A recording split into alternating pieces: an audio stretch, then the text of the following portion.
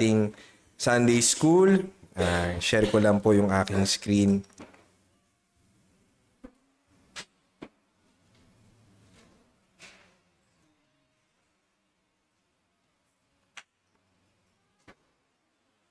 Wala pa siya.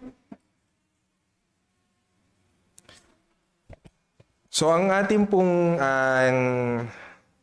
topic ngayon ay nasa lesson 75 na po tayo ng Christian Holiness. Saglit po, i-project ko lang. So, nasa lesson 75 na po tayo ng Christian Holiness ni Pastor Noel Espinosa.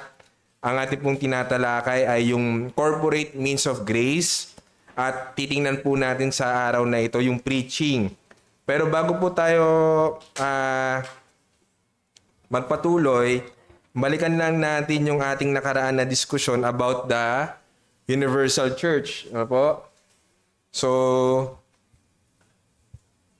i-share ko po itong 1689 ang ating confession of faith. So, importante po talaga, no, na meron tayong confession of faith. Ay, andit pala. Hindi mo pala eh.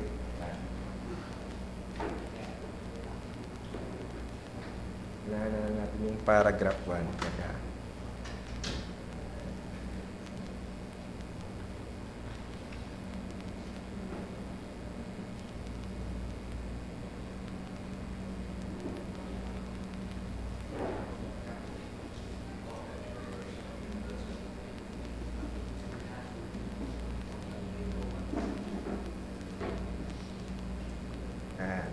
parang control natin. Ayun po. So, sinabi po dito sa ating paragraph 1, the Catholic or Universal Church, which, open parenthesis, with respect to the internal work of the Spirit and truth of grace, may be called invisible. So, alam po natin, yung Universal Church are composed of all believers from all places, no, all true believers from all places, kaya siya invisible, consists of the whole number of elect. So lahat po ng elect, yun nga, yung sinabi natin, all believers that have been, are, or shall be gathered into one under Christ, the head thereof, and is the spouse, the body, the fullness of Him that fills all in all. So ano pong ibig sabihin, mga kapatid? So tama po yung tanong, dati sinabi natin na yung Universal Church as pertains dito sa ating pag-aaral ng corporate means of grace ay yung mga believers po na nasa mundong ito. Ngunit, yung Universal Church po as a whole, kasama po yung mga namayapa na. So tama po yon, yung mga spirito na nasa langit na, sila po ay kasama sa Universal Church. So, nabanggit po ni Sister Chazel and Brother Mark, may sabihin natin, may distinction. So, yung militant church, which is as pertains dito sa mundo na ito, and then yung triumphant church, yun po yung nasa langit na, yung mga spirito na nasa langit na. So, yung militant church at yung triumphant church, sila po yung kabilang sa Universal Church.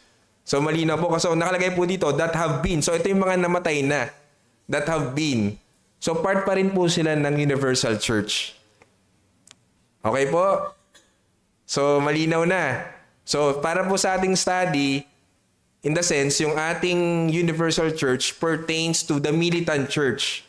Yung nandito pa sa mundong ito na nakikibaka pa sa mundong ito at naghihintay ng pagdating ng ating Panginoong Jesucristo. So, maganda po, no, na naklaro natin. Salamat po sa mga tanong. At kung may pahabol pa po bang tanong or comment or additional information po. So, dininaw ko rin. Sige po. So, paano po yung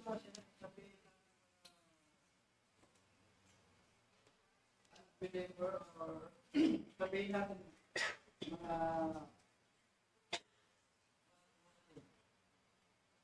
mga So, paano po sila? Saan po sila kabilang?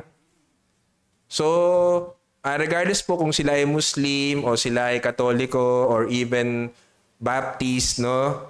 As long po kung sila ay hindi makakilala sa Panginoon, sila po ay hindi kabilang sa Universal Church. So, kumbaga kahit ano pong reliyon nila, kung hindi po sila tawagin ng Panginoon, hindi buksan ng kanilang puso, at hindi sila makasumpong ng ebanghelyo ng ating Panginoong Jesucristo, hindi po sila makakabilang sa Universal Church. Ngunit, kung sila ay eventually tatawagin ng Panginoon, maaaring ngayon sila ay Muslim, sila ay nasa ibang reliyon, pero yung kapangyarihan po ng ebanghelyo ng Panginoon, sila ay dadalhin sa tamang pagtuturo at sila ay talagang kabilang sa Universal Church. Kaya po sabi dito, shall be. So ito, past, present, yung are, and ito po, shall be, yung future. So ang Panginoon po, gaya nga ng nasabi ni Pastor Joey, from the foundation of the world, alam niya na yung sa Kanya. So yung sa Kanya, yun ang kabilang sa Universal Church. Sa akin, hindi po ako pastor, ha? Kasi nasabi pastor, hindi po ako pastor. Hindi po. So yun po, at least klaro na po sa atin, no? Pero yun po, magpatuloy tayo na tayo ngayon ay nasa local church at ang ating mitiin ay tayo ay lumakad sa kabanalan o mag-pursue ng holiness. So, siguro konting review po, ano po yung naalala nyo nung last Sunday, no po? Last Sunday na ni Deacon Leo, kung naalala po nyo, ano yung discussion po natin?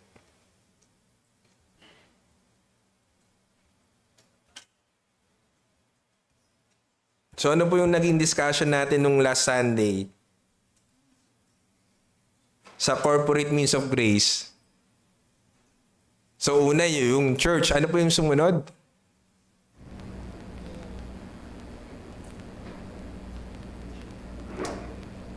Di ko na yung sumunod po. Ano yung topic niya po last Sunday? Pastorate. So yung office ng pastorate, yun ay ang siyang ibinigay ng Panginoon, regalo ng Panginoon sa atin, sa kanyang iglesia. Dahil po, tandaan natin, ang church is instructionally ordered.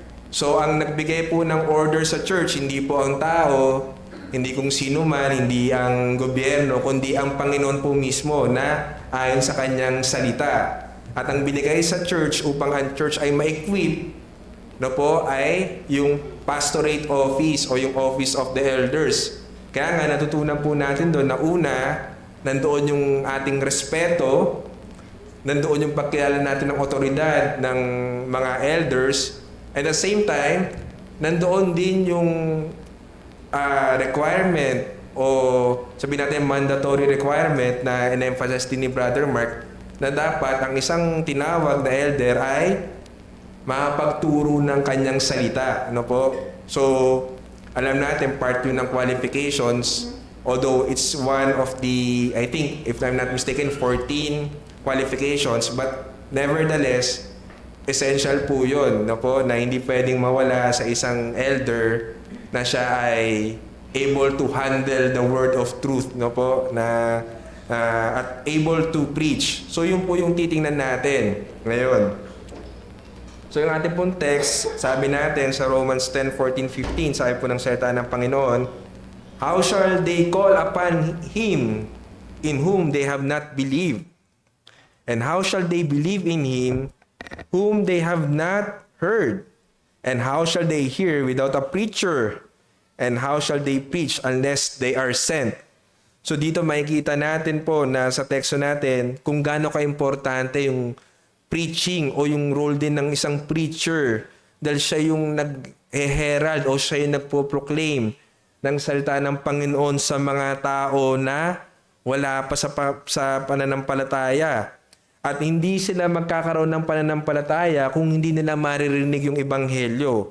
At yung ebanghelyo na iyon ay ipinahayag sa salita ng Diyos sa Biblia, ngunit kinakailangan merong mag-proclaim sa kanila. Merong mag-preach, merong mag-herald. So, yun po yung titingnan natin ngayon.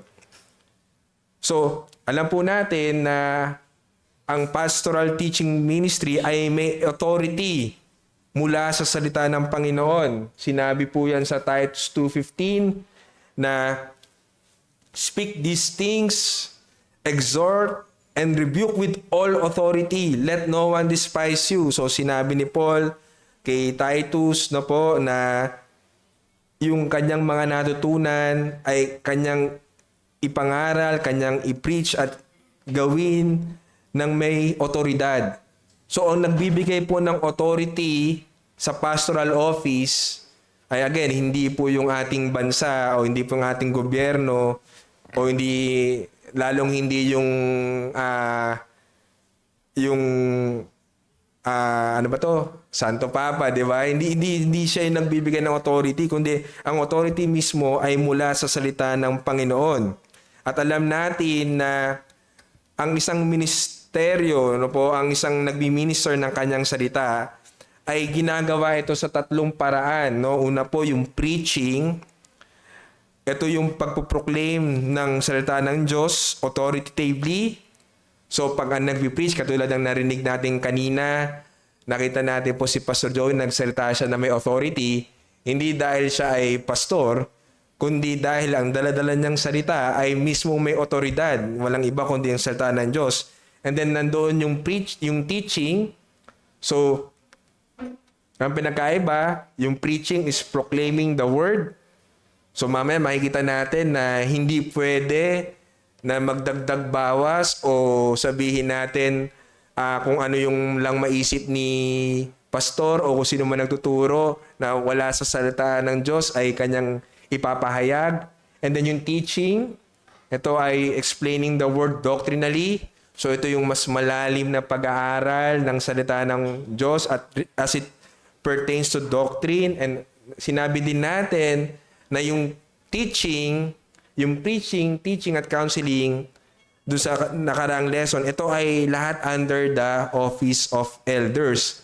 So ano ibig sabihin nun? Ibig sabihin ba nun yung katulad naming deacons o yung mga ibang lay preacher natin ay hindi na pwedeng magturo? Hindi po. Ang ibig sabihin lang nun, yung pastor o yung elder, sila yung may pananagutan sa lahat ng itinuturo sa pulpito ng iglesia. So hindi, kumbaga kung kami ditong nagtuturo ay may sinabi kaming mali, bukod sa may pananagutan kami sa Panginoon, may pananagutan din kami sa pastor, sa elder, at yung elder may pananagutan din siya. Kaya alam niyo po, malaki yung sakop ng pastorate. Hindi talaga biro yung pagiging pastor. Kaya ito nga, yung nakaraan na diniscuss ni Deacon Leo, ito talaga ay may calling. Kailangan nakita mo yung calling sa'yo ng Panginoon at nakita mo rin na ito ay hindi basta-bastang bukasyon. Ito ay kailangan mong i-consecrate ang iyong sarili at kailangan mo talagang ibigay ang iyong buhay sa pagtuturo ng salita ng Diyos. Dahil itong tatlo na ito, lahat po nito ang pangunahing accountable at responsible ay yung mga elders. So, yung teaching, explaining the word doctrinally, and then counseling, applying the word to personal issues. So yan po yung order. At makikita natin, yung pinakamataas sa order na yan ay walang iba, kundi yung preaching. No po? Kasi sinabi doon sa 1 Timothy 3:16,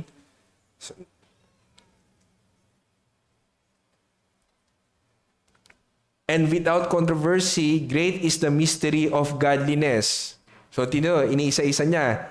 God was manifested in the flesh, justified in the spirit, seen by angels, preached among the Gentiles, believed on in the world, and received up in glory. So, makita natin, itong redemptive events, ito po yung redemptive, yung paano nagliligtas ang Panginoon, ipinakita na una, yung God was manifested in the flesh. So, nagkatawang-tawang Panginoon, ang tawag doon, incarnation. And then justified in the spirit. So yun yung ascension. Seen by angels. Preached among the Gentiles. Believe on in the world and receive up in glory. Yung kanyang glorification. So makita natin po sa redemptive events na ipinahayag ng Panginoon kasama yung preaching. Kaya napaka-importante na ito ay may mataas tayong pagpapahalaga at ito ay distinguished from other verbal communications. At ano po yung other verbal communications? Again, itong ginagawa natin like Sunday school, counseling, lagi pong may mataas na katayuan yung pangaral ng salita ng Diyos. Kaya hindi po natin ito pwedeng baliwalain sa ating mga nakikinig, no po? Hindi pwede na binabaliwala po natin yung preaching. In fact, yun nga po yung center, makita natin mamaya, yun yung sentro ng ating pagsamba, yung pangaral ng salita ng Diyos. And at the same time, sa mga mahangaral, kaya nga po na minsan napag-uusapan namin ng mga kalalakihan o kung sino man, na ganito kabigat yung katungkulan ng isang mga ng salita ng Diyos, pastor man o hindi. Dahil itong preaching, hindi lang ito may mataas na katungkulan tungkol sa salita ng Diyos, ito ay mismong salita ng Diyos na iyong pinapahayag. So hindi pwede na ito ay wishy-washy na kung paano lang itrato ay tila mababa, no po? Naalala ko recently may nakita akong ano bang termino, nagbabangayan, no? Kasi yung may isang pastor nag-post siya kung paano gumawa ng preaching using AI daw. So kung gaano daw kabilis, ganyan. So may nag-react, yung isang hindi naman siya pastor, ano? Pero isang sabihin natin very eager, zealous, no, sa salita ng Panginoon. So sabi niya, katamaran yan, ganyan. So dapat nagle-labor ka, dapat yung umika ng dependency sa Holy Spirit. Totoo naman po, siguro marami akong kilalang pastor na hindi naman nila sabihin natin yung AI ay kanilang talagang minamasama. In fact, ito ay ginagamit nila upang tulungan sila. Pero hindi mo para kuhanin doon yung mismong preaching. Na parang sasabihin mo sa AI, sige, gawin mong preaching yan ang ipipreach. Hindi. Parang kumbaga yung AI ginagamit lang nila para mag-research, para mas mabilis yung research nila. Pero nandun pa rin talaga yung labor, hindi po may aalis. Ngunit ang gusto nating sabihin, dapat po sa mga nangangaral ng salita ng Diyos, dahil ito ay salita ng Diyos, ito ay may napakataas na pagpapahalaga, mismo ang Diyos. Ganoon din tayo. Sabi nga ni Pastor Joey, na sinabi rin ni Pastor Noel, di ba, pag tayo nagsasalita, hindi naman sa ating galing yung salita na yun, kundi sa Diyos. At ako, naisip ko nga, pag ako ay nangangaral po, ang Panginoong Hesus ay nasa kalagitnaan natin ngayon. Lalo na pinapangaral ko, Matthew, na siya mismo ang nagsalita. Baka sabihin niya, ay hindi yan ang gusto kong ibig sabihin. Bakit yan ang sinabi mo? Di ba po? Nakakakilabot na parang kung hindi natin pahalagahan yung preaching both sa nagpipreach at sa nakikinig, ang Panginoon mismo ang ating hindi pinapahalagan. So napaka-importante po na ito ay ating binibigyan ng mataas na pagpapahalaga. So, paano po ba, tingnan natin, paano ba nag-develop yung preaching?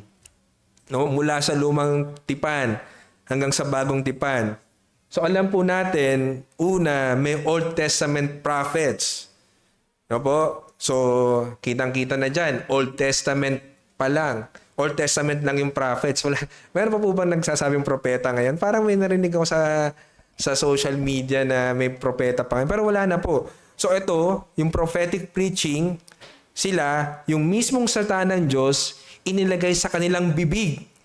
Kaya nga po pag sila ay nangangaral o nagko-convey ng message ng Diyos sa mga tao, sinasabi doon, "Thus says the Lord." So yun yung kanilang authority. Again, yung kanilang sasabihin, hindi galing sa kanila, ito ay galing sa Diyos at paano na ito nanggaling sa Diyos, inilagay sa kanilang bibig.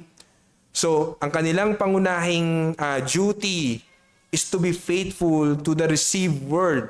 So, ano po yung Jeremiah 15:19? Sino po ang pwedeng magbasa? Jeremiah 15:19.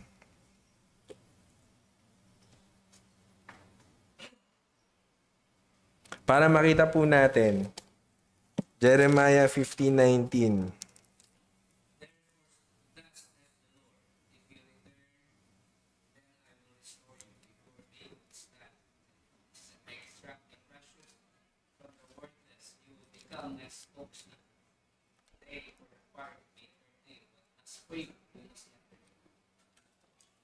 So, nakita natin, hinahamon si Jeremiah na maging faithful dun sa salita ng Panginoon, no po?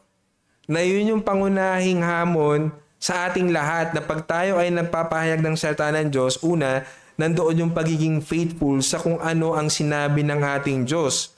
Kasi ano po ba naging problema ni Jeremiah? Bakit siya sinabi? Alam niyo po ba yung parang sabihin background ni Jeremiah? Kung bakit siya sinabihan ng ganito? Siguro sa ibang discussion na lang, sa table talk natin, no po? Ngunit, hinahamon siya kasi siya ay nag-doubt eh. Hinahamon siya ng Diyos na siya ay maging faithful. At yung mga bulahang propeta, sila ay nagpapanggap lang na na-receive din ang salita ng Diyos, ngunit, hindi naman po talaga. At ang sinasabi po natin, ang punto po natin dito sa pagkapahayag ng salita ng Diyos mula pa lang sa lumang tipan, ngayon po, wala na pong mga propeta, mga kapatid. Sinabi po yan sa Revelation 22:8. Ano pong sabi dyan? Tingin ko po, laging alam na natin yon sa Revelation 22:8 na bawal dagdag or magbawas. Dahil sarado na po, kumpleto na po yung whole counsel of God. Kompleto na po iyon at hindi na po tayo pwedeng sabihin natin na magdadagdag tayo o magbabawas tayo. Alam po natin marami yan. Marami pong nadideceive dyan na sinabi sila daw ay sinugo ng Panginoon, sila daw ay merong revelasyon sa kanila ang Diyos. Maaring sila ay sinugo, maaring may revelasyon, pero kung ito po ay labas sa salita ng Panginoon na meron tayo ngayon, yun po ay bulaan. So ang hamon din po sa atin, kung meron pong mga maling pagtuturo, kailangan po reject natin yun. Wag na po sanang dumating sa ating lifetime na po na sa iglesia ng CRC, merong magturo ng heresy o may magturo ng mali. Kaya nga po, napaka-importante na hindi lang po tayo nagiging faithful sa word o sa pinapangaral na salita, ngunit tayo din ay nag-aaral. No po, sabi nga, being like the Bereans, no po, na sinisiyasat nila yung salita ng Diyos. Tinitingnan nila, totoo ba talaga yung sinabi dun sa ating Sunday school o dun sa aking napangaral? Kaya nga po, sabihin natin, nakakatuwa na meron tayong mga question and answer, may mga paglilinaw. Kasi tama po yun, kailangan talaga linawin natin. And nandoon dapat yung humility natin na laging welcome tayo sa mga diskusyon, no po? At hindi natin, while nandoon yung paggalang, lagi, respect sa,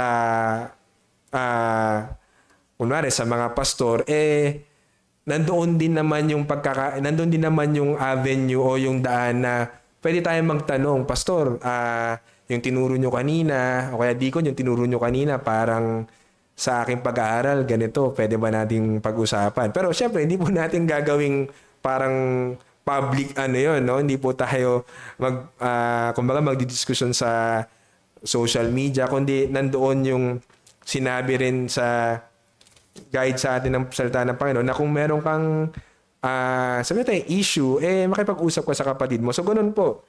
So, balik po tayo na wala na pong propeta ngayon. Sila po ay nag-cease na dahil alam natin, ang propeta, saan po sila nakaturo?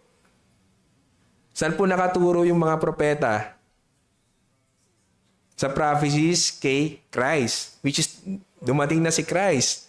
namatay at muling nabuhay. Sabi nga ni Pastor Joey kanina, nasa history na namatay si Christ. Alam niyo po, dagdag ko lang, yung mga atheists, kaya hindi sila manalo sa debate dahil doon. Dahil hindi nila mapabulaan na si Christ ay dumating. Na sinusupport din naman ng Bible kasi sinabi may eyewitness na nag-ascend siya eh. At meron talaga sino ba si Josephus yata? Na tinanong talaga niya, and meron talaga eyewitness. So, kahit lumabas ka sa Bible at makipagdebate ka, hindi kayang burahin si Kristo. Kaya ganun kabuti ang ating Panginoon. At yung mga propeta, sila ay nakaturo sa ating Panginoon sa Kristo at dahil nandiyan ang Panginoon, wala na silang, sabihin natin, sila ay cloud of witnesses na lang. So ano pong sumunod? Sa New Testament, nandun naman yung mga apostol at nandoon yung apostolic preaching. So ang kanilang authority sa pagtuturo ay sila mismo ay una, pinili ng Panginoon. Na po, even si Judas na sinabi, di ba, did I not choose the 12 of you and one of you is the devil? So, at sinabi doon na sila ang official witnesses sa gawa ng ating Panginoong Kristo. So, yun po yung mga apostol. So, nung inaaral ko ito, actually hindi ko pa natapos, kasi sinabi dito, sila ay official witnesses. Ang naisip ko bigla si Apostle Paul, kung naabutan ba niya si Christ? Parang hindi di ba? Pero apostol siya, si Paul.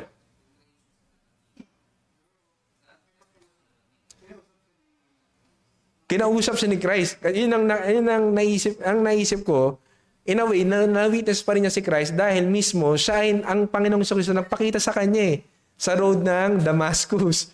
Di ba? Siya ay papunta para mag-persecute. At nagpakita ang Panginoon sa kanya at siya ay nabulag dahil sa kaningningan ng kaluwalhatian ng Panginoon. So, pasok siya dito. Siya ay isang official witness ng ating Panginoong Kristo. Kaya nga pag sila ay nangangaral, anong sinasabi nila? Ayun po, from the Lord Jesus. So dito makikita natin na yung apostolic preaching, yung kanilang interpretasyon ng mga kasulatan nung sa time nila, which is the Old Testament, is still authoritative as fulfilled in Christ. No po? So yung kanilang mismong authority ay yung fulfillment ng mga yung kanilang authority ay nanggagaling mismo kay Jesucristo na nag-fulfill ng prophecy sa Old Testament. Kaya nga po sinasabi natin yung kanilang pangaral ay equivalent sa authority ng ating mismong Panginoong Jesucristo. Kaya kung babalikan niyo po yung ating verse kanina, yung Romans, ano ba yung kaninang verse natin? Romans 5, 10, 11, na sinabi doon, paano sila makakarinig kung, balikan na lang natin. Dali lang naman, balikan. So, how shall they believe in Him whom they have not heard? So dito ang sinasabi, yung Him ay nakakonect dun sa they have not heard. Ibig sabihin, paano sila maniniwala sa ating Panginoong Jesucristo na hindi pa nila narinig? Hindi pa nila narinig ang Panginoong Jesucristo. So pag ang Panginoong Jesucristo ay pinapangaral, yung mismong pinapangaral tungkol sa Panginoong Jesucristo, siya mismo po ang nagsasalita. So, ang ibig ko pong sabihin, itong whom they have not heard, yung heard dito, ito po ay tumutukoy sa Panginoong Jesucristo. Kaya sabihin, paano sila maniniwala sa Panginoong Jesucristo na hindi pa nila narinig magsalita? Ngayon, maririnig lang nila magsalita ang Panginoon pag siya ay pinangaral sa preaching.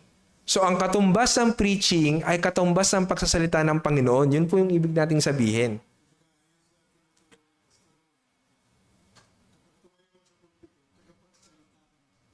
Opo. Kaya nga, titingnan natin na dahil nakapagsalita ka ng Panginoong Jesucristo, ikaw ay nakabound sa Scripture. Hindi pwede na kung anong feel mo, kung anong gusto mong topic, scripture ang pasusunurin mo. Yan pa yung titingnan natin mamaya, yun yung babala. Pero nakikita natin na ang Panginoong Jesucristo mismo ang nagsasalita sa pangaral. At yun yung apostolic na preaching before. At alam po natin, wala nang apostol ngayon dahil sila ay nandun lamang sa New Testament. Ngayon, may nabasa na naman ako. Alam niyo po, merong isang church na ang tawag nila I think sa elders ay apostol. Narinig niyo na po ba yun?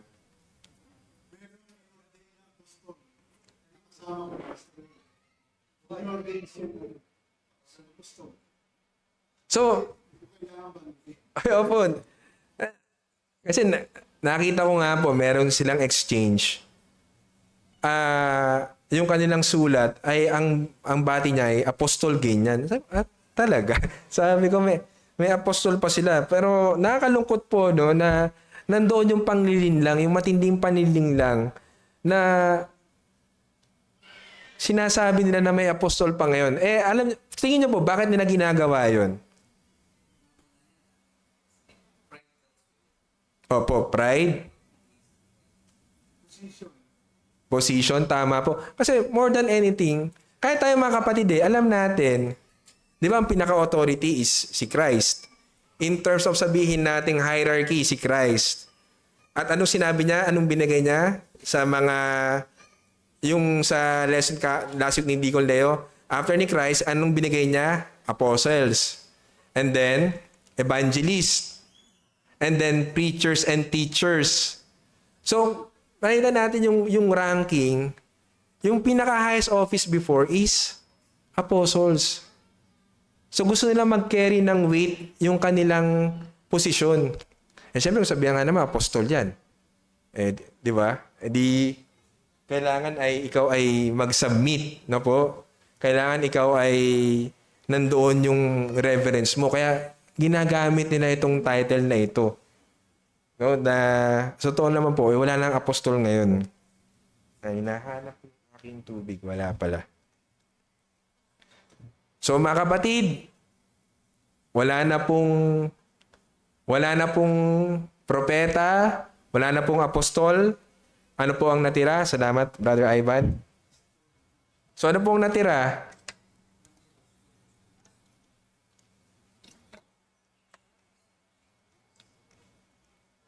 Ang natira po ay yung pastoral preacher. Again, sinabi doon, yung pastoral, hindi lang siya preacher, siya ay teacher, pero ang pangunahin na kanyang ginagawa ay i-proclaim yung salita ng Panginoon. So they are called by God. So nandun yung calling. Again, kung ang isang tao ay hindi basta-basta pwedeng magpastor, no? By inference, no, they are called by God. So it is God that calls. Hindi yung dahil siya ay sikat, hindi yung dahil siya ay popular, pero dapat siya ay may calling and then recognized by the church. Kaya nga po, pag tayo ay nagkakaroon ng bagong pastor, anong ginagawa natin? Nandoon yung election, nandoon yung botohan, and nandoon yung ordination, no? Nandoon yung pagsangayon din ng ibang pastor. So, nandoon yung mga qualifications, nandoon yung mga sabihin nating pamantayan kung paano maging pastor. Kasi, again, hindi po biro maging pastor. Napakalaki ng pananagutan nila. Kaya nga sinabi sa James, not all of you should be teachers. No po? And then, hindi rin pwede na dahil while yung pagiging pastor, it's pag yung calling, ang pagtugon ay out of your own volition or yung kumbaga decision mo yon. Ngunit, hindi ibig sabihin na kung wala kang calling ay magde-decide ka pa rin na gusto mong maging pastor, no? Hindi yon. Kaya tayo bilang iglesia, part din po ng ating responsibility talagang ipag-pray natin, no po, na yung mga nadidiscern natin na etong si brother ganito, siya ay pwedeng, mukhang siya ay gifted sa pagtuturo, siya ay pwedeng maging pastor. So, dapat on the lookout tayo sa mga ganun, no? On the lookout tayo bilang church na sino yung mga pwede pang maging pastor, sino pa yung tingin nating tinawag ng Panginoon upang hindi tayo magkamali, no po? Hindi masunod natin yung instruction sa church kung paano tayo hihirang ng isang pastor. At alam natin yung kanilang authority, again, is not of themselves, but from the scripture. So, makita natin ang authority is always God's word. Even from the Old Testament, sinabi mismo sa kanila, diretso, nilagay sa kanilang bibig, at sa mga apostol, ang Panginoong Jesucristo mismo nagsalita, and now, the pastoral preacher o yung pastor, ang kanyang authority sa pangaral ay from the scripture. So, preaching is authoritative only when it is scriptural. So, ano po ibig sabihin nun? So, kung ang pinapangaral sa atin ng pastor ay from the scriptures at ito ay faithfully sa scripture na sumusunod, may authority po yun. Hindi po natin pwedeng sabihin tayo ay hindi mag-submit sa authority na iyon.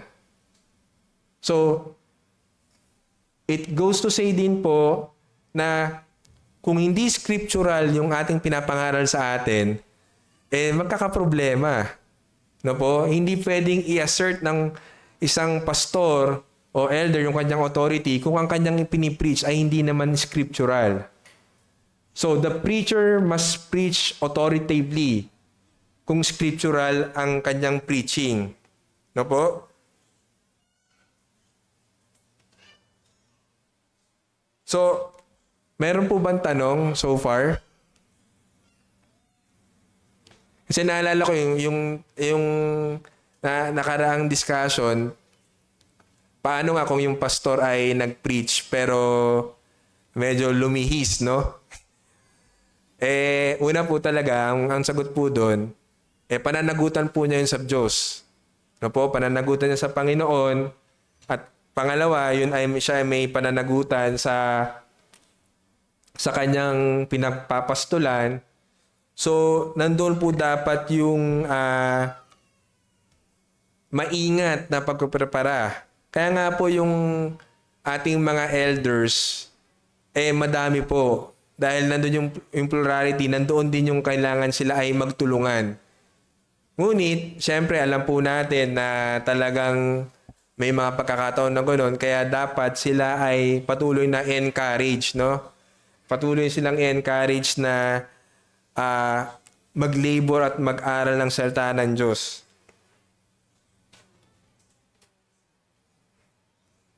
Okay, teka, nandito.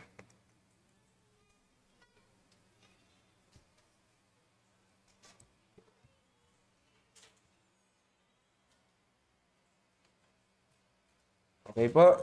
So, wala.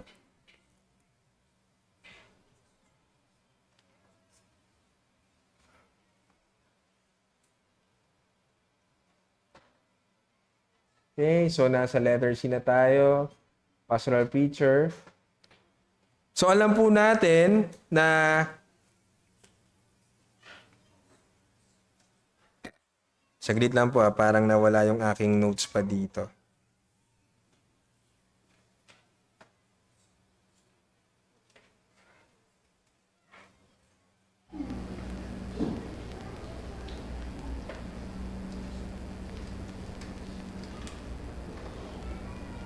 Okay.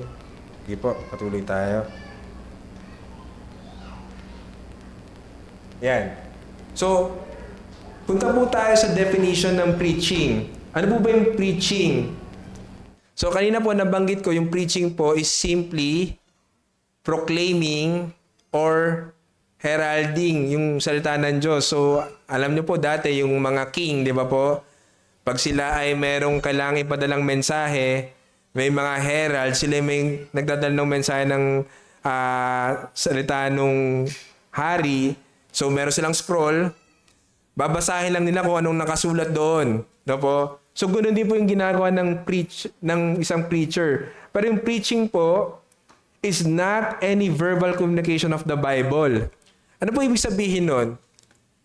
Hindi, for example, katulad po ng ginagawa ko ngayon, hindi po ito preaching. Hindi po lahat ng nagsasalita dito sa pulpit o sabihin natin sa isang group at gamit ang Biblia, yun po ay preaching na agad.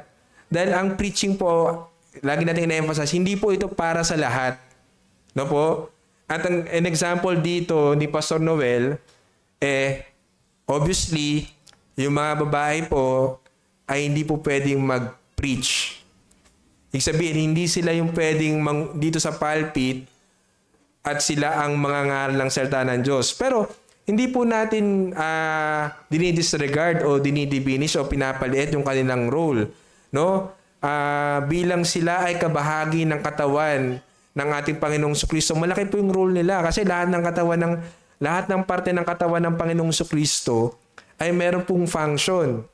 Pero dito explicitly po talagang sinabi na pagdating po sa otoridad, which is preaching the Word of God, hindi po pwede yung kababaihan. Kaya po ibig sabihin, hindi pwede na pag isang babae ay tumayo dito at siya ay nagsalita mula sa Bible, preaching na agad yun. Hindi po. Hindi po yun na kahit anong verbal communication ay sasabihin na agad natin preaching. Meron po itong specific na requirement. And una, ito ay pinapangunahan ng pastoral office. No po? At ito yung pangalawang point natin na preaching is the authoritative proclamation of God's word by a man whom God calls and equips. So, nandun na naman yung call. So, importante po yun. And is recognized by the church. So, alam natin, the preacher stands between the God of the word and the hearers of the word. So, napakalaki ng kanyang ginagampanan na po, na siya yung mismong mouthpiece ng Panginoon. Hindi siya propeta, kasi yung propeta, yun talaga literal na parang mouthpiece. Pero, between God of the word at yung mga nakikinig ng salita ng Panginoon, nandun yung preacher. Siya yung parang sabihin nating conduit na nagko-connect sa salita ng Panginoon. At yung kanyang mensahe must come from scriptures in source and substance. So yung pinagmulan ng kanyang mensahe at laman ng kanyang mensahe dapat po galing sa scriptures. Alam niyo po, kahit yung mga bulang propeta, na po, yung mga false teachers and preachers, galing din naman po sa salita ng Diyos yung kanyang pinapangaral, di ba po? Kung titingnan ninyo, kinukode din naman nila yung Bible. So, paano natin ma-distinguish? No, kasi sabi ito, the message must come from scriptures in source and substance.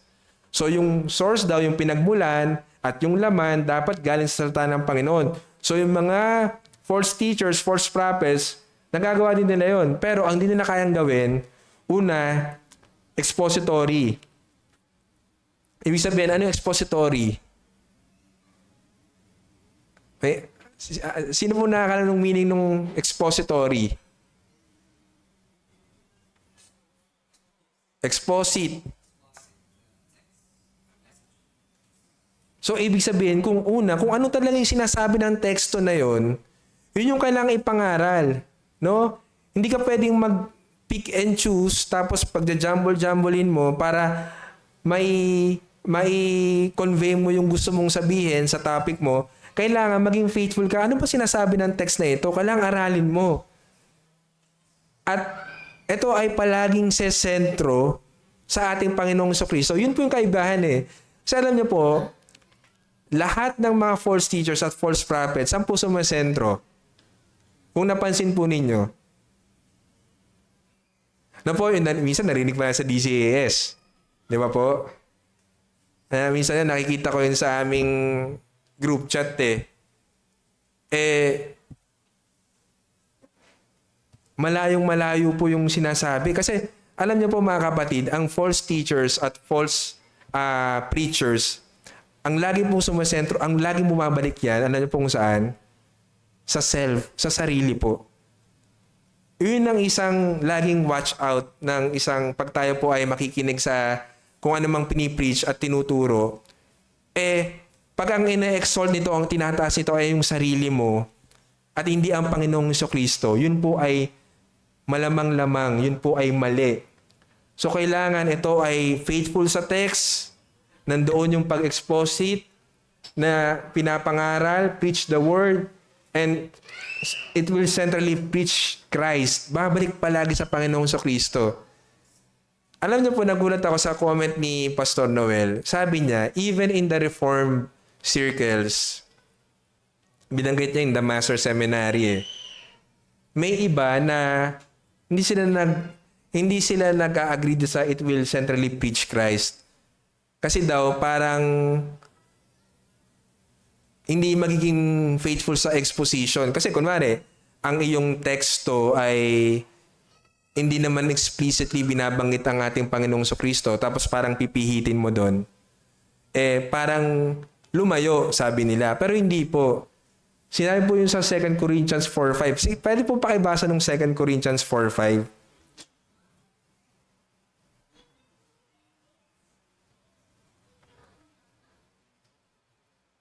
Second Corinthians 4:5 po. Dito, sapagkat hindi namin pinapangaral ang aming sarili, kundi si Kristo Jesus bilang Panginoon at kami ay inyong mga lingkod dahil kay Kristo. Yun po. So, ang pinapangaral nila, ang Panginoong Kristo, ang Ebanghelyo. Which is, totoo naman po kasi, ang ating pong Panginoong Kristo, from the Old Testament to the New Testament, cover to cover, nandun po siya. Siya nga po yung sentro eh. No po? Siya yung sentro kaya hindi pwedeng iiwasan ng ating Panginoong Kristo. Kaya bilang po tayong sa mga elders, sa mga preachers, dapat lagi nakikita ang Panginoong Kristo sa pangaral. Kanina nga po yung preaching ni Pastor.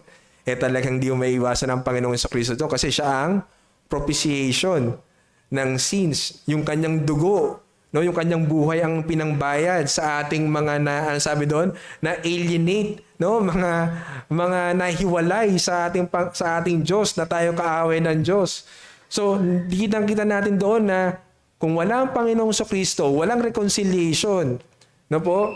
So, lahat ng preaching, kailangan po babalik sa ating Panginoong Kristo. At tayo din naman, bilang mga nakikinig, kailangan po makita natin palagi ang ating Panginoong Kristo sa pangalan ng kanyang salita. No po? So, it is imperative. So, dapat daw, importante, that the preacher's message must be his biblical text.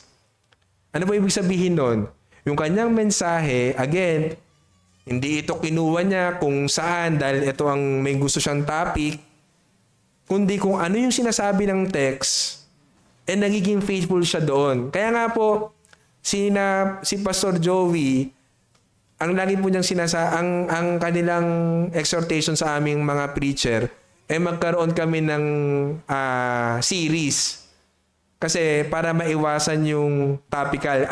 Again, hindi naman masama yung topical in the sense, pero minsan po kasi pag topical, nandoon po yung danger na hindi maging faithful sa text ng Biblia. Bakit po? Kasi kung naririnig nga natin yung mga false preachers and teachers, ang gagawin nila, meron silang gustong i-drive na topic at kukuha lang sila ng mga verses na hindi naman pala yun yung context. So napakadelikado po. Kaya nga ang warning sa atin, the most popular form today of preaching is topical. Na ginagawa lang nilang resource yung Biblia. Mali po. No? Mag-stick ka sa Bible na kung paano nangungusap, kung paano dapat ipangaral yung salita ng Panginoon, kung paano ano ang intent ng Panginoon sa salita na yon, sa text na yon. Yun yung ipangaral mo, hindi yung isisingit mo o ipagpipilitan mo yung gusto mong topic. No, na ang point po natin, God's people are the closest to the speaking God in preaching. Kaya nga po sentro siya ng ating pagsambi. Kasi tayo ay pinakamalapit sa Diyos. Sa nagsasalitang Diyos, sa pangaral ng kanyang salita. Ang pagitan lang between the speaking God and the listeners or the hearers is the preacher himself. No po? Kaya nga sabi dito, the more clusters between the preached word and the hearers, the farther away from God. So, kung ang isang preacher o sabihin natin nagpapahayag ng salita ng Diyos, marami pa siyang sabihin natin, hindi naman marami pa siyang ginagawang mga ibang ways or means sa kanyang pag-preach ng salita ng Diyos, sa totoo lang, yun ay nagkakaroon ng distansya. Kaya, ang kalooban ng Panginoon, yung kanyang salita na ipapangaral, na iparirinig sa kanyang tupa, only through the preacher. No po? Hindi na kung yung iba-iba, kung ano-ano pang mga gadget o kung ano-ano pang dadaanan. So, preaching should be the most defining event of worship because God speaks. Siguro mga kapatid, ito yung, kasi magko-conclusion na po tayo. Pero ito po yung gusto kong sabihin, bigyan ng emphasis na while we are defining kung ano yung preaching, dapat din makita po natin yung reverence natin ay sumunod because ang Diyos po nagsasalita. Alam niyo mga kapatid, di ko alam kung nararanasan niyo ito, no? Sa ating service, nag-uumpisa tayo sa announcement and then call to worship, kakanta. Alam niyo po yung part na yon hanggang prayer, no po? Hindi ka pa masyadong distracted Pero for some reason, pag preaching na, napansin niyo po yun, laging, minsan lilipad ang isip mo, minsan naiinip ka, no po? Pero, dapat makita natin na ang Diyos na nagsasalita. Sabi ko nga po sa inyo, na-share ko na rin ito dati, nung ako ay pumunta sa isang, ako ay merong kailangan kong punta na hearing. No, nung dumating na yung judge, ang instruction sa amin nung lahat ng tao ng attorney, wag ka magsasalita. Wag yung mag-iingay ka, wag mong gagawin. Baka ikaw ay ma-cite in contempt. Ganun ka, nandoon yung matinding reverence nila dun sa judge. What more po sa ating Sunday service, lalo sa preaching ng salita ng Diyos na ang Diyos mismo nagsasalita at ang Panginoong Jesucristo mismo nasa kalagitnaan natin. Ano po yung dapat na attitude natin mga kapatid pag tayo ay nakikinig ng salita ng Panginoon? No po? Hindi tayo dapat nagsiselfone. Hindi, yung Bible nandun Pero hindi tayo dapat sabihin natin na nagpapadistract, no po? Kasi nandun talaga yung distraction Nandun talaga yung temptation Pero dapat po lagi nating isip na preaching na. Ito yung highlight ng hindi yung pagkanta, hindi yung kung Sunday school. Ito yung highlight ng pagsamba natin. So, ibigay po natin yung nararapat na respeto because God speaks. Lagi po natin tandaan yung God speaks. No po? Doon tayo magkaroon ng matinding takot na nagsasalita ang Panginoon. So, yun po. So, preaching is the most authoritative communication of God's Word. So, ito yung dapat maging attitude natin. I submit to the authority of God's Word by humbly hearing the preached Word. I will, by God's grace, be eager for the preaching of the Word and hear what God is speaking to me. So only by God's grace na dapat po tayo ay maging eager sa pakikinig ng salita ng Panginoon upang malaman natin kung ano yung kalooban niya, ano yung gusto niyang sabihin sa atin. Pero, yun nga po, ito yung kabila noon, yung remaining sin, pag ang tao ay nakatingin lamang sa preacher at hindi sa salita ng Diyos, sasabihin niya sa sarili niya, I can see many ways the preacher can improve his preaching. I cannot pay attention to the message. So minsan pala nagiging critical tayo na instead na makafocus sa salita ng Panginoon, tinitingnan natin kung paano ipinangaral ang salita ng Diyos. At sabihin natin, ay, kung ako magpipreach, hindi ganyan ang approach ko. So, ayoko na mag-pay attention. Ayoko na makinig dyan.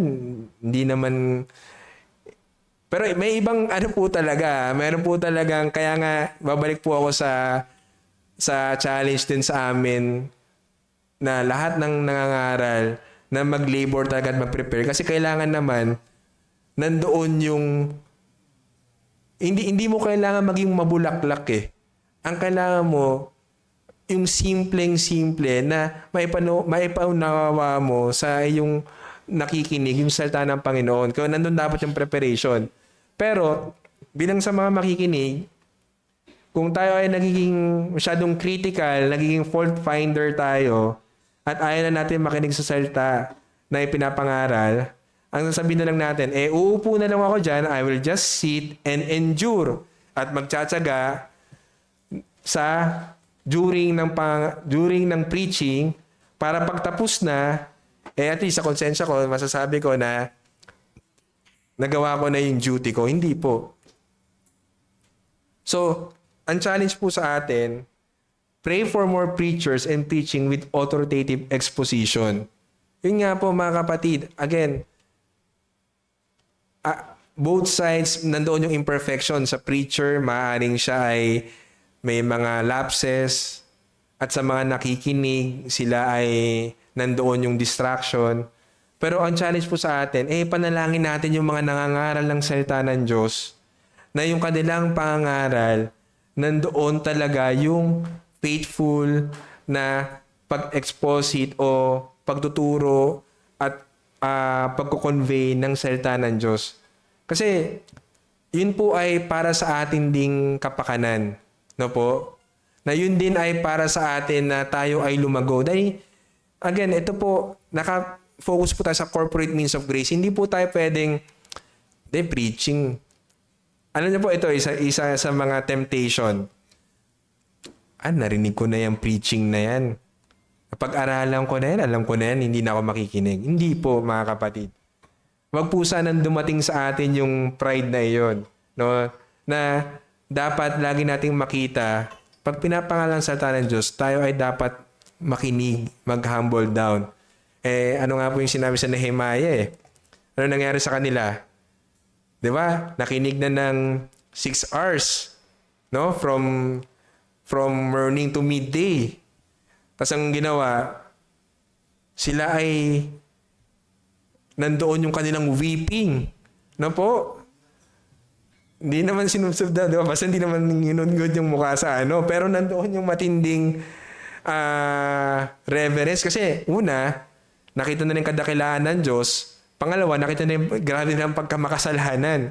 No po? So yun yung dapat na laging attitude natin na makita natin kadakilaan ng salita ng Diyos, makita natin ng Diyos, yung kanyang kabanalan, makita natin yung ating pagkamakasalanan, and then makita natin yung biyaya ng Panginoon kay Jesucristo na masasabi natin, amazing talaga yung grace. No? Amazing talaga yung grace kasi ganito kabanal ang Diyos, ganito ko kadumi, ngunit ako inabot ng biyaya ng Panginoon. Sana yung makita po natin. Kaya lagi po natin ipanalangin yung pangangaral, yung nangangaral, at saka yung mga makikinig. So, nakita po natin na kung gaano kahalaga yung preaching, and I hope by God's grace, nandun po yung eagerness natin. Huwag tayong magpadala sa distraction, sa kasalanan, sa pagiging prideful na alam na natin. Kasi po, alam nyo po, means, ang salita po ng Diyos ay living and active. Ito po ay never naging outdated. Ito po ay laging nangungusap sa atin kahit narinig na po natin yan. Alam nyo nga po, kwento ko na rin po ito sa inyo. Nung dati po, nag-preaching exercise kami, siguro kung may nakapansin, may isang buwan o a couple of months na ang teksto namin ay pare-parehas. Nasa 1 Peter po yun. Na be holy for I am holy. Pero alam niyo po, iisa teksto namin, pero yung message po, iba't ibang emphasis. Ganun po ang salita ng Diyos. Kaya hindi natin pwedeng sabihin na nadaanan ko na yan. Hindi po. palaging may bagong ituturo sa iyong Panginoon. Kasi ang kanyang salita ay buhay. So, yun lamang po. Meron po bang tanong? Sige, pagdadagdag. Meron lang akong nabanggit kasi sa dito sa bansa natin, palasak na mayroong mga pastora. Pero gusto ko sabihin sa iyo, huwag natin silang gawin. Ipag-pray natin na mabuksan sila. Meron akong dalawang talata na mabasahin sa Biblia. Siguro pwede nyo record, pero huwag nyo gamitin yung debate para makakilala kayo ng mga pastora. Hindi ka dapat nangangaral. Huwag po. Pag-pray natin na mabuksan din sila. Kasi pag sinabing mangangaral ng pulpito, kung pangangaralan nila halo, lalaki at babae. Pero pakinggan na lang po nito. Sinabi ni Pablo sa kanyang Ipasess po sa lahat ng iglesia. First Corinthians, ilista po ninyo. Pero kung hindi na gamitin debate yan. Ito po ay para sa lahat ng iglesia. Lokal na iglesia. Sabi ko sa First Corinthians, kasi nabanggit ni Deacon Idel kanina. Tapos sa nananarin na Sige po, ipagpatuloy niyo mga pastor. may reference tayo. 33 po ng 1 Corinthians chapter 14 verse 33. Pakinggan po ninyo. Sapagkat ang Diyos ay hindi Diyos ng kaguluhan. Order po siya. Sabi po ito, kundi ng kapayapaan. Gaya sa lahat ng mga iglesia ng mga banal. Take note ha. Lahat ng mga iglesia ng mga banal. 34. Ang mga babae ay dapat tumahimik sa mga iglesia. Take note, hindi naman namin sinasabi hindi na kayo pumituhan. So, ibig sabihin dito, bahagi ng pangangaral sa pagkito. Sige po. Ang mga babae dapat tumahimik sa mga iglesia sapagkat sila hindi pinapahintulutang magsalita, kundi pasakop gaya ng sinasabi ng kautusan. Kung mayroong anumang bagay na nais nilang malaman, tanungin nila ang kanilang mga asawa sa bahay, sapagkat kahihiya para sa isang babae ang magsalita sa iglesia. Sabi po, kahihiya. Disorder po yun. Liwanag. 1 Timothy chapter 2 verse 10 to 11.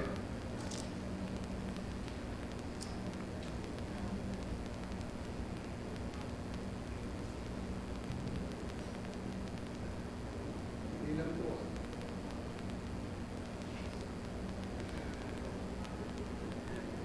First Timothy chapter 2 verse 10. Sabi po, ay before kundi ng mga mabubuting gawa. Ito, 11 po. Hayaan ang babae matuto sa katahimikan ng may buong pagkakasako. Hindi ko pinapahintulot ang babae magturo ni magkaroon man ng pumumuno sa lalaki, hindi tumahimik. Ang congregation po, hindi naman po puro babae. Pero sa mga babae, baka naman mag-discourage, pwede po kayo magturo. Mag-study sa mga kababaihan. Marami po tayong teacher ng mga babae. Merong alapastora nga mag-share. Pero hindi po siya alapastora. Saka doon sa qualification, ang nakalagay po doon, pag English, pakibasa brother Mark yung qualification. Must be husband of One wife. One wife. Diba? one. So hindi naman pinilitan yun eh. So, kung bakit po sinito, ako maraming kaibigang pastora. Pero tinatawag ko siya kapatid. Kasi, kung may magtatanong, pwede kong sagutin dito. Hindi ko base sa Scripture. Pero kaya sinabi ko, hindi po natin sila dapat ikumbina. Kasi wala pa sila sa kanin. Sa darating din ng time. At kayo naman, ay hindi ko rin i-encourage na kapag ang nangangarap sa pulpito ay babae, siguro, kung na lang muna kayo umating. Meron po bang gusto magpastora dito? Hindi mo dinisigara ng babae. Ang mga babae, yung mga gifted na magturo sa mga kababae. Opo. So, yun po. Salamat po, Pastor. So, pinapakita lang po na yung instruction sa ating iglesia at yung office ng pangangaral ng salita ng Diyos, ayun po ay nasa elders, which is mga lalaki. Ngunit hindi po ibig sabihin na yung mga kababaihan sa kanilang women's fellowship o sa kanilang evangelistic Bible study ay hindi na pwede. No po, nandoon yung kaloob sa kanilang Panginoon. Again, sila ay part ng katawan ng Panginoong Kristo at lahat po ng parte ng katawan ay may kanya-kanyang function.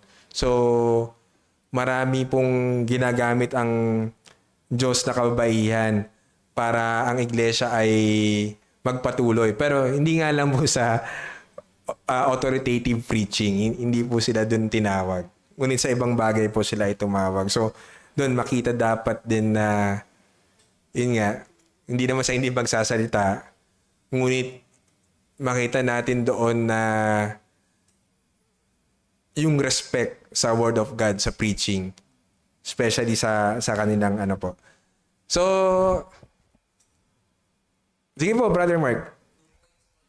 Sige po. Kay nasabi na kanina kay Apostle Paul, calling niya. Totoo talaga siya talaga. Apostle siya na witness niya the risen Christ. Kasi yun naman ang qualification ng official bearer. Witness niya the risen Christ. Witness niya naman talaga. And also, nasin niya rin talaga ang instruction from Christ. Kasi according to yung sulat niya sa mga Revelation, yung narrative niya doon is napunta siya sa Arabia. That's the desert of Nabatea, to which 3 years ago. At doon siya nagkaroon talaga ng masinding pag-aaral. Kasi napalitan yung kanyang yung kanyang yung pinapatay niya sa Christ. Ngayon, na-study niya yung Old Testament. Kung nakita niya yung Christ, so naging preacher siya talaga. So talagang matindi yung kanyang pagdepensa sa kanyang pagiging apostle. Sa iba pang niyang mga sulat, especially in Corinth. Tapos, yung iba na nagsasabi about women pastors, ang dinidepend talaga nila palagi na rin-endorse yung women pastors. Ang sulat daw yung ni Pablo, mga taga-Corinto lang daw yun. Kasi yung mga kababaihan sa Corinto, sila daw ay medyo kalaban o maano. Tanong yun sila lang ba? Di ba parang sa cultural lang gaya. So, napamitan ko. And second point, yung kung sa kanina na may mga nagsasabi like sa Master Seminary na kung saan si J. Mac ay Affiliated, President siya ng Master Seminary or sa kasi kaya nga sinasabi yung parang you don't have to pag-ipilit na lagi si Christ ay parang mag-preach kahit sa Old Testament. It's the failure to understand the progressive revelation kasi. Kasi syempre sila, naman natin yung kanilang theology, dispensationalist. So in dispensational theology, may discontinuity na. Yeah. So makikita natin yung class o yung kanilang yung tragic ending ng kanilang theologies. May pagkakahati-hati. Hindi pa si Kristo noon. Kaya parang hirap sila na ipasok yung Christ crucified sa mga Old Testament preaching, even in Numbers, even in Deuteronomy, parang hirap sila. Why? Because para sa kanila, si Kristo dumating lang ng New Testament. Pero ang covenant classic theology ng ating tinatayan, andun na yung representation of grace, which is already progressive until it was inaugurated sa pagdating ni Kristo in the incarnation. So, yun ay bunga ng theology, kaya sila parang nahihirapan na, anyway, we will rush it off ng covenant theology. Thank you, Brother. Actually, kanina, basta ano ulit yung text sa Colossians 1 yung nabasa ko kanina eh. Ayun.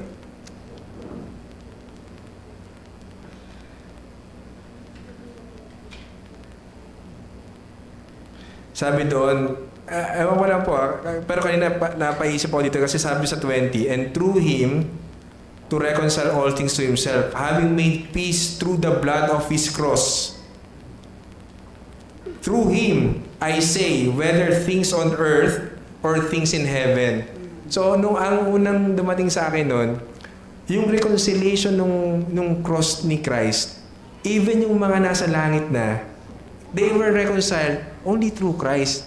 So, sabihin, kahit yung mga Old Testament believers, yung kanilang faith is through Christ pa rin. So, hindi mo talaga pwedeng tanggalin si Christ eh. And, syempre, alam natin, si Isaiah, nag-prophesy siya about kay Christ, di ba? Yung man of sorrow. So, alam natin yon. Kaya, hindi talaga po pwedeng tanggalin ng ating Panginoon sa Kristo. Ngunit, hindi naman din ibig sabihin na meron lang kasi ding sinabi rin ni Pastor Noel sa ating preacher exercise na while sisentro yan kay Christ, hindi necessarily ibig sabihin na lagi kang babalik sa sabi mo si Christ ay namatay, after 3 days nabuhay, wala naman yun sa text mo eh. Pero ibig sabihin, yung bawat text po kahit sa Old Testament, yun ay makaka-relate kay Christ. Di ba po? Kunwari, sila ay pinahirapan. Ang ating Panginoong Kristo yung pinahirapan. So, laging may parallel kay Christ eh. Pero hindi siya necessarily yung the usual gospel na laging natin sabihin na namatay at muling nabuhay. Ngunit dito sa text natin kanina, talagang pinakita doon kasi yung blood eh. So, nandoon po. So, thank you po Brother Mark sa addition and sa mga kabayan po, syempre, huwag naman kayo ma-discourage. No? Example lang yun. Pero ang point is, yung any verbal communication na from the Bible, hindi ito automatic preaching. Ang preaching lang ay sinasagawa ng isang tinawag ng Diyos at in-equip ng Diyos at sinangayunan ng iglesia, which is nasa pastoral ministry office. So, kung wala na po, meron pa po ba? Going once, going twice. Okay. Sige. Apo. Regardless lang para sa amin. Totoo po yun. Maraming naghanap ng mga pastor. Pero wala akong sumunod. Kasi nga, hindi naman ginawa. Yung mga representa lang. So, may time ang Diyos eh. Sa Panginoon pagtawag. Ngayon, bilang tao, kaya namin mga pastor, may mga limitasyon kami. Sabihin, patuloy pa rin kami nag-aaral ng scripture, pero ipag-pray ko kami na mas lalong bigyan ng wisdom ng Diyos. Kasi, kaya na sinabi na ni Brother Lumpia, meron din mga pagkukulang minsan, pero laging ipag-pray. Magbuno talaga. Opo. Laborious talaga yung pag-prepare. Sabi ko nga, nung nakaraan, 1 week na, kasi may series na ako, 1 week na in-study. Namin ko lang itabi. Biglang napura. Friday na umaga, naglansa na po yun, napura. Nasave ko, hindi ko tinignan, na nabura na pala, bago sinave ko, wala na naman. So, na-struggle ako noon. Pero pinigil kong manipon lahat. Kaya naman ang gusto ikaw. Ayun. Opo. So, lagi po natin... Sige po, Pastor Will. Opo.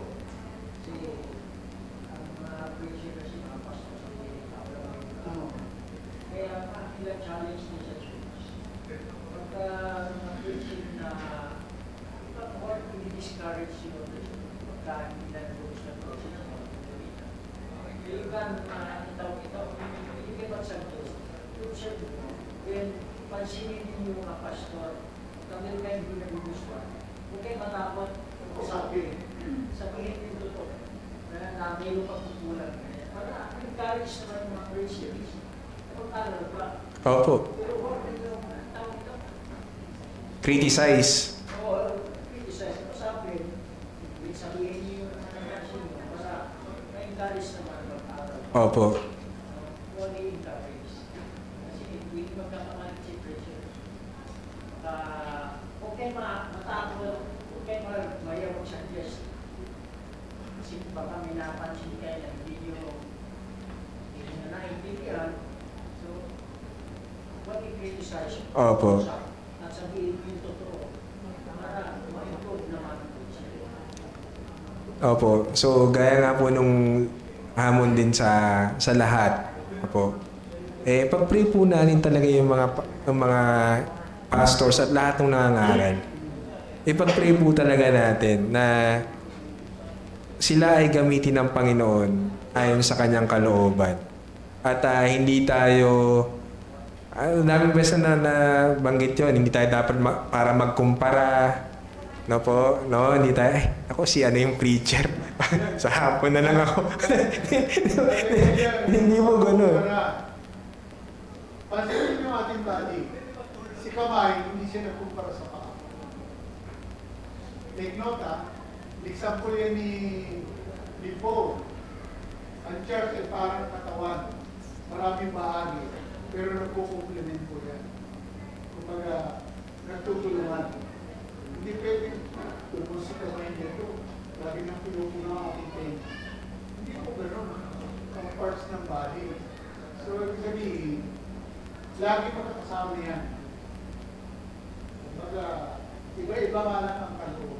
Iba yung kaloob ng paa, iba yung kaloob ng kamay. So, hindi rin pa sa dito ng kaibigan kanina. Sa spiritual tayo. Opo. Yun ang tingnan. Wag yung... Pero sa amin, ma-challenge naman talaga.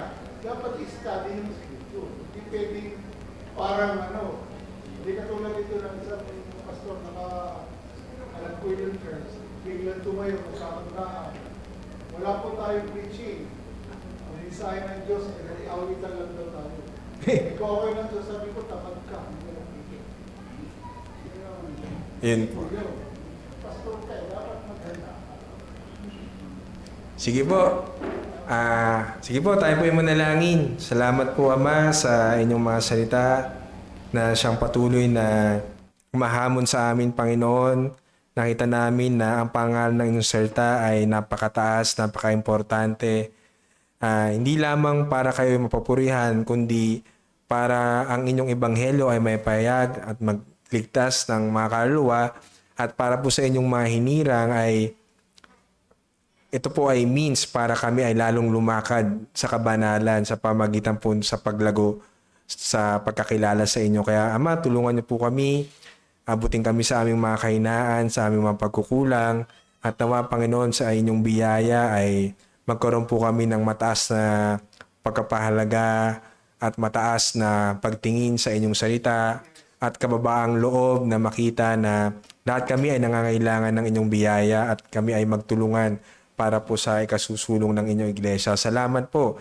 At dalangin din po namin ang inyong probisyon. Salamat po sa inyong pagkain na pinagkaloob sa amin. I-bless niyo po ito, Panginoon. At nawa maging kalakasan po ito ng aming lupang katawan. At higit sa lahat, sa aming pagkain, sa aming pag-inom, kayo po ang mapapurihan at maluwalhati. Purihin po kayo, Ama.